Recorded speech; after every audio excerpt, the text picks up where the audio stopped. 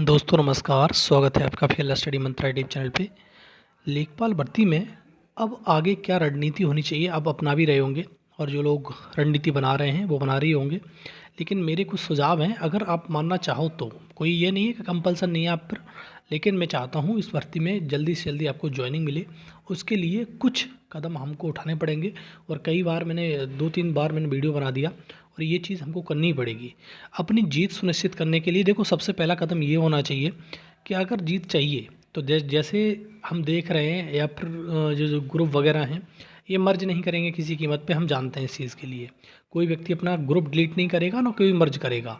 ये बार बार ये कह देंगे कि हम वो नेता हैं अपने अपने ग्रुपों के, तो वो डिलीट कैसे कर सकते हैं। ये बात हमको बिल्कुल समझ में आती है, लेकिन अब एक नए इनिशिएटिव लेने की ज़रूरत है कि जितने भी लोग हैं अब अपना ग्रुप बनाए रखो, कोई समस्या नहीं है, लेकिन एक नया ग्रुप बनाया जाए 8,000 लोगों की, और उसमें सिर्फ यही बात होनी चाहिए कि हमारी जीत कैसे हो, हम कैसे आगे इनिशिएटिव लें, इस प्रकार की बात। दूसरी रही कि हमारे जो वकील होने चाहिए वो तगड़े लेवल के होने चाहिए, सभी की डिमांड है भाई, सीधी बात है। ऐसा नहीं कह सकते कि जो हमने वकील किए थे वो लड़े नहीं, लड़े थे, ठीक लड़े, बढ़िया बात है, लेकिन हमें जीत नहीं दिला पाए। भाई हमेशा आदमी देखता है सक्सेस, चाहे आपने कितना भी बैकग्राउंड में काम किया हो, कोई फ़र्क नहीं पड़ता उस चीज़ को। चाहे कितने भी न्यूटन आइंस्टाइन बने रहो, जब तक आपका रिजल्ट नहीं आएगा कोई नहीं मानता आपको, ठीक है। तो हमें चाहिए रिजल्ट, भाई सीधी बात है। तीसरी बात फंडिंग की बात है। फंडिंग 4 ग्रुप में कभी आप करा नहीं सकते हो, और ये बात निश्चित मैंने कई बार कह चुका हूँ, फिर कह रहा हूँ, बिल्कुल जिम्मेदारी के साथ कह रहा हूँ, फंडिंग 4 ग्रुप में नहीं होगी। फंडिंग एक ग्रुप में हो सकती है, और वो भी कायदे के अनुसार में, ठीक। और इस लंबे समय में जो ये लंबा समय गुजरेगा, अब एक तो 6 मतलब मई को आपकी मतलब हियरिंग है, मतलब जो एक प्रश्न आया हुआ है कन्या और तुम्हारा पूरा वाले की। लेकिन ये जो लंबा वक्त है 8 जुलाई तक, इस लंबे वक्त में अब आप समझो कि नहीं हम कुछ नहीं करेंगे, इन लोगों को ऐसे ही छोड़ देंगे, तो ये लोग एकदम बेकार हो जाएंगे। इनको जगा के रखना पड़ेगा, इग्नाइट करके रखना पड़ेगा, तभी आप हम लोग इसमें सक्सेस पा सकते हैं। ऐसा नहीं है कि इनको बीच में छोड़ दिया कि नहीं भाई हो जाएगा 8 तारीख को ही जागेंगे हम डायरेक्ट, तो नहीं हो सकता। चीज़ें एक लड़ाई लड़ने के लिए पहले से ही तैयार रखना पड़ता है, हम लोगों को प्रिपेयर रखना पड़ता है। इन सारी बातों पे चर्चा करेंगे, और वन बाय वन करके। दोस्तों ये मेरा सुझाव है, अगर आप मानो तो ठीक, नहीं मानो तो कोई बात नहीं है। देखो, सबसे पहली बात तो ये जो लेखपाल भर्ती है हम कैसे बचाएं, और दूसरा हम ज्वाइनिंग कैसे लें जल्दी से जल्दी। अब देखो, वही जो मैंने पहला पॉइंट रखा वहाँ पर वहीं यही पॉइंट रख रहा हूँ, और मैं कई बार मैं रख चुका हूँ उस चीज़ के लिए, क्योंकि आप अपने ग्रुप तो लीड करोगे नहीं। लेकिन करना क्या है कि 8,000 लोगों के नाम से एक ग्रुप बनाओ, ठीक है। और हर ज़िले से, देखो ये भी बहुत बड़ी कंसर्न है कि हर ज़िले के लोगों पर बात नहीं पहुंच पाती। कुछ लोग जुड़े होते हैं वो तो बात पहुंचा देते हैं, लेकिन हर व्यक्ति पर जो लेखपाल है उस पर बात नहीं पहुंच पाती।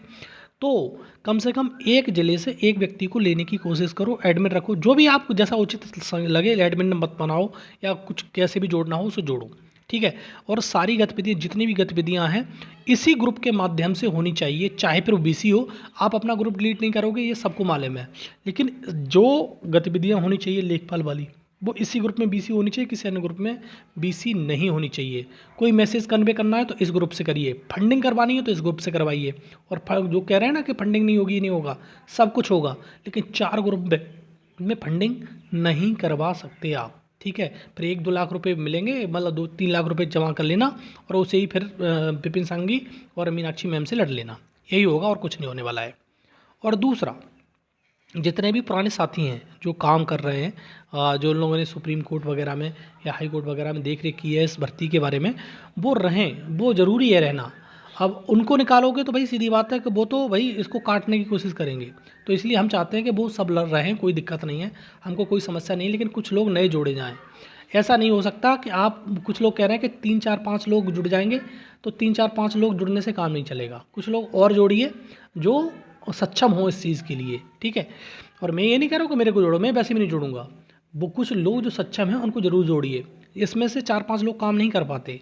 और दूसरा, एक साथी से हमारी बात हो रही थी, और उन्होंने कहा था कि जो भी, जैसे भी कोई टीम है कि काम करती है, सुप्रीम कोर्ट तो दिल्ली में ही है, सीधी बात ये है कि काम करती है, अगर उनको रहने की कोई समस्या हो, व्यवस्था नहीं हो पाती हो, तो हम हमारे यहाँ पर 2-4 दिन, 4-6 दिन वो रुक सकते हैं, ठीक है।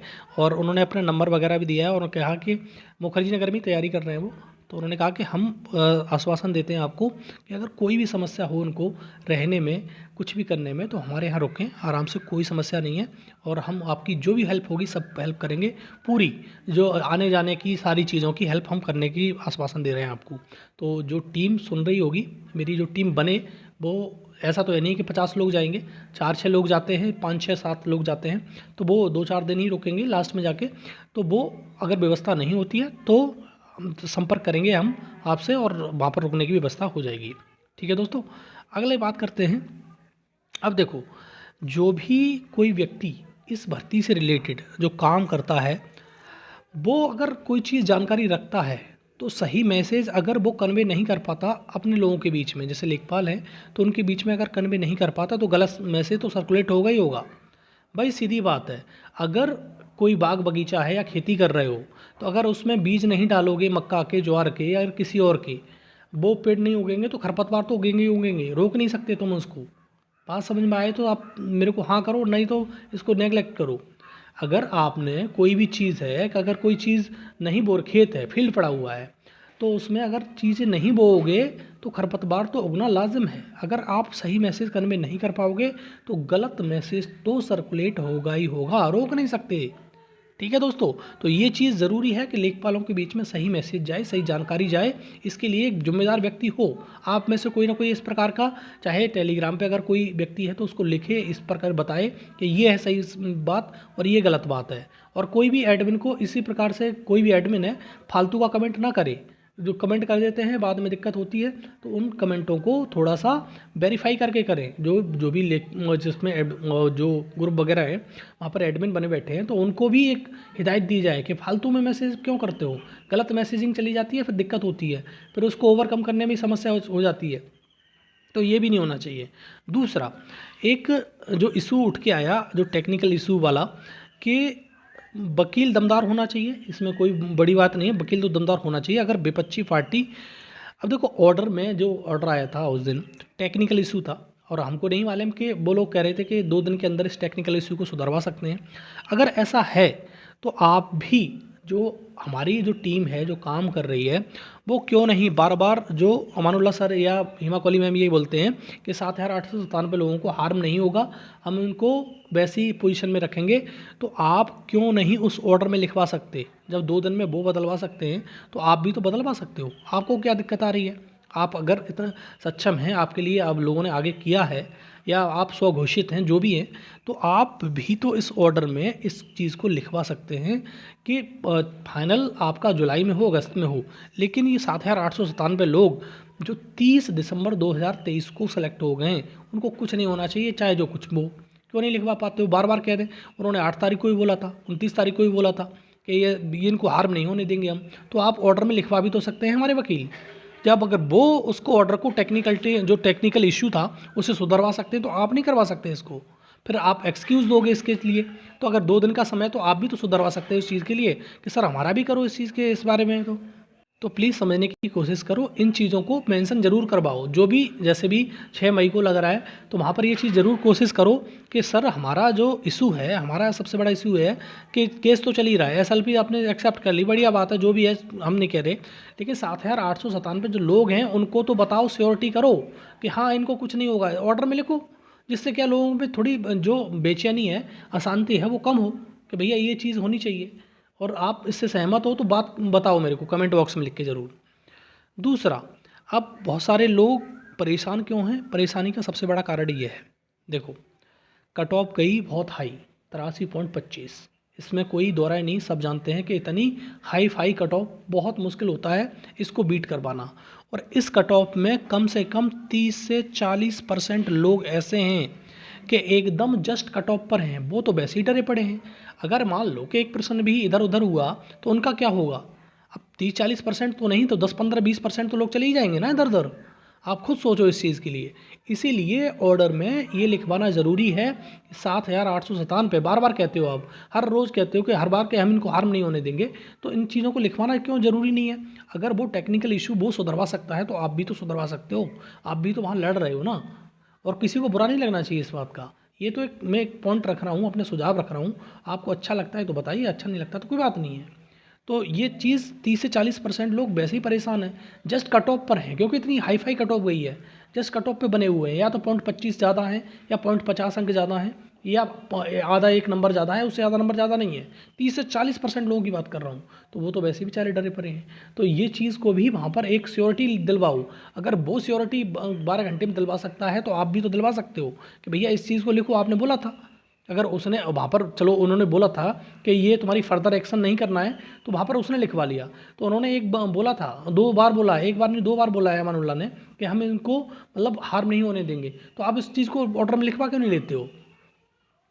चीज़ों को समझने की कोशिश करो साथियों, ये बात ज़रूरी है। और दूसरी, जो लोग देखो, इनके लिए जो लोग परेशान हैं, जो लोग टूट चुके हैं, उनके लिए एक चीज़ मैं बताऊं, ये पॉइंट ज़रूर आपको सुनना चाहिए। अब देखो, कुछ लोग बहुत हताश निराश हैं, परेशान हैं, ये बात सही है। आर्थिक परेशानी है, वो तो एक अलग चीज़ है। मानसिक प्रताड़ना, सामाजिक प्रताड़ना इतनी ज़्यादा है, इसका कोई जवाब नहीं है।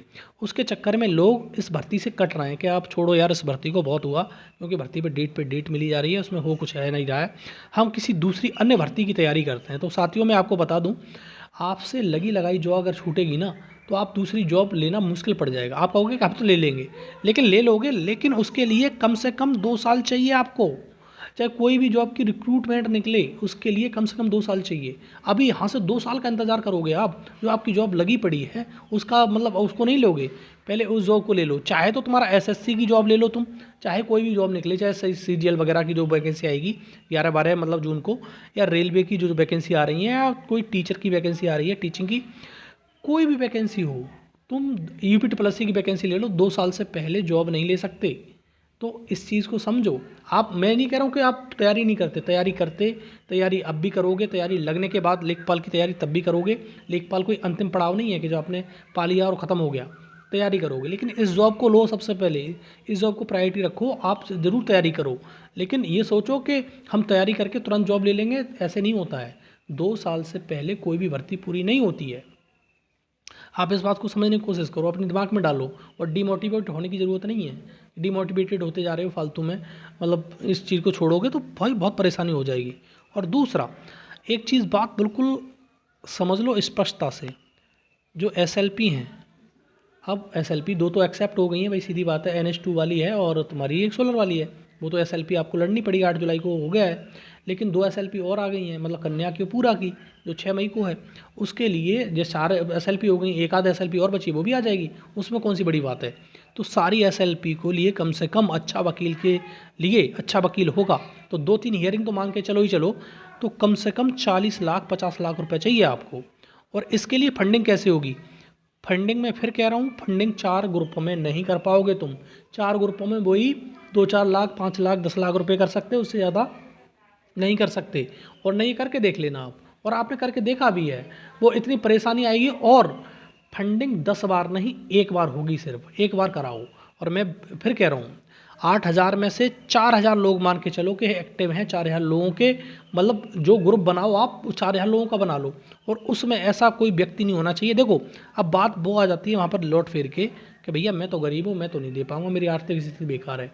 अगर आप कहीं, यही वाली चीज़ है ना, अगर कहीं अगर तुम्हारी पुलिस वेरिफिकेशन हो रही हो, अगर वो अटका दे काम ना, कि चाहिए 5,000 रुपये चाहिए, 10,000 रुपये चाहिए, तुरंत 1 घंटे के अंदर इंतजाम करके दे दोगे। लेकिन इसको सेकेंडरी समझ रहे हो आप, सही बात तो ये है। इसीलिए आपको इस चीज़ के लिए तो काम करना ही पड़ेगा। अगर 4,000 लोग भी एक्टिव हैं, अगर 1-1 हज़ार दे दें तो 40 लाख बैठता है दोस्त।